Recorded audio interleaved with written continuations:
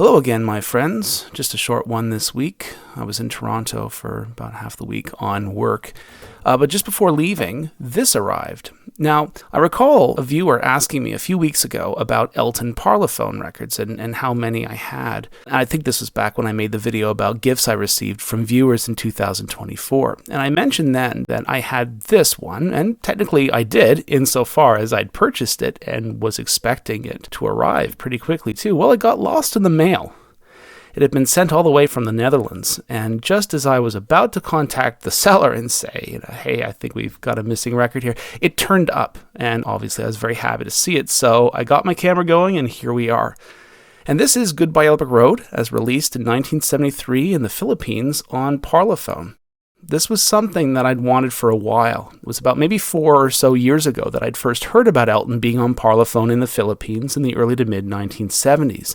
And that's back when the Philippines was much more of a singles market than an albums market. So LPs were not as commonplace as singles, but even then, those LPs were on the Parlophone label too. Now, I've taken the records out here and I'm looking at the labels. As I noted in that earlier video, although UK Parlophone had changed its label design by about 1969-1970, that obviously wasn't the case in the Philippines. There, Parlophone retained that classic 1960s label design that we all know from the UK Beatles records.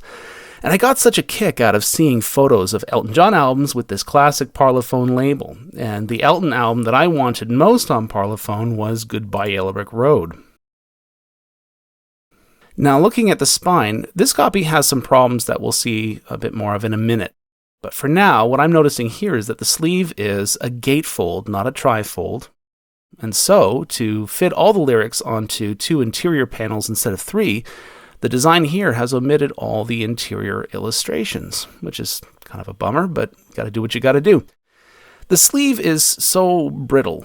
I'd been warned by other collectors that these Philippine Parlo sleeves were fragile, very fragile, and that it was virtually impossible to find a sleeve that didn't have condition problems. And okay, so the seller did warn me about this specific issue, so it isn't that much of a surprise. The spine panel has separated almost entirely from the rest of the sleeve. It's almost literally hanging by a few fibers.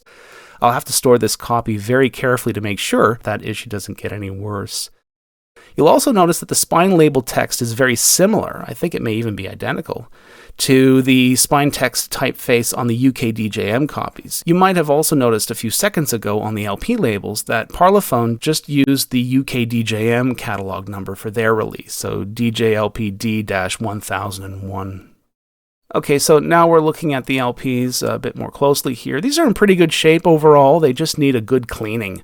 I haven't played them yet because I haven't cleaned them yet. And curiously, these were pressed from UK stampers. They have the same matrices and done in the same scribing style as the UK First Series DJM lacquers. So by Pi Studios, I'm assuming.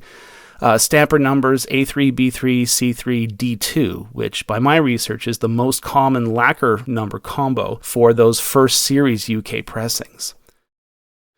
Parlophone was originally a German company. It began in 1896, and originally it made and sold gramophones, not records. But when they began making records, Parlophone became the name of the label, too. And then the label and the records eventually became the focus of the company. The Parlophone label launched in the UK around 1923, and not long after that, EMI formed and acquired it. In the Philippines, Parlophones were pressed by a company there called Dyna Products, which was one of the largest manufacturers of records in the Philippines, and by the 1960s and 70s was the largest licensee of foreign labels in the Philippines. Dyna pressed the vinyl and also printed the sleeves, and it continued to manufacture audio discs for EMI in the Philippines well into the 1990s. And I don't know if Dyna Products is still around, probably is in some form. And there it is, Goodbye Yellow Brick Road, as released in 1973 in the Philippines on Parlophone, and it's finally mine. Feeling good. Thanks for watching, remember to like and subscribe, and I'll see you all again very soon.